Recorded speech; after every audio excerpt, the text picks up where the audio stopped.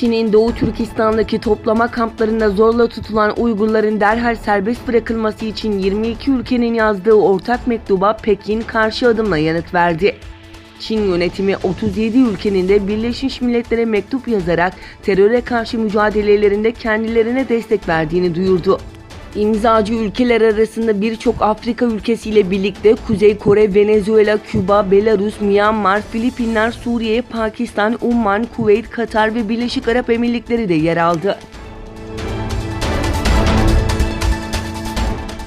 Doğu Türkistan Maarif ve Dayanışma Derneği tarafından Dünya Doğu Türkistanlılar Kardeşlik Buluşması düzenlendi. Zeytinburnu Kültür ve Sanat Merkezi'nde bu yıl 11.si düzenlenen buluşmada İstiklal Marşı ve Doğu Türkistan Kurtuluş Marşı okundu. Program süresi boyunca Doğu Türkistan'ın yöresel kıyafetleri, kültürü ve geleneklerinin yaşatılıp anlatılması adına kurulan standların yanı sıra orada yaşanan zulümlerin gözler önüne serilmesi için fotoğraf sergisi de açıldı.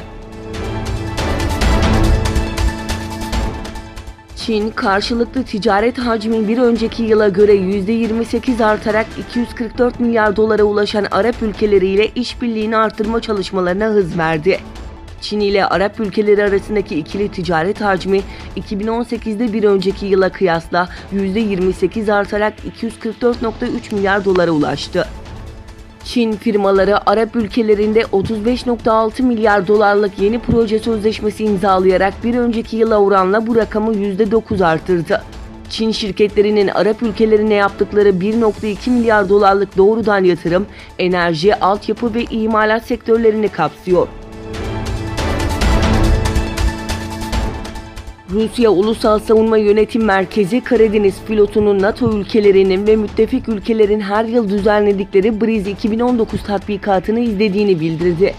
Deniz uçaklarının devreye uçuşları yaptığı belirtilen açıklamada Bal ve Bastion adlı kıyı tipi füze sistemlerinin de görevde olduğu, ayrıca radyoelektronik takip yapıldığı vurgulandı.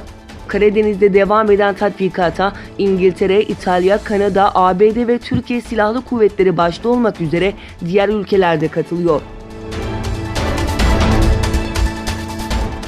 ABD Temsilciler Meclisi, Güney Kıbrıs Rum yönetimine uygulanan silah ambargosunun kaldırılmasını düzenleyen yasayı kabul etti.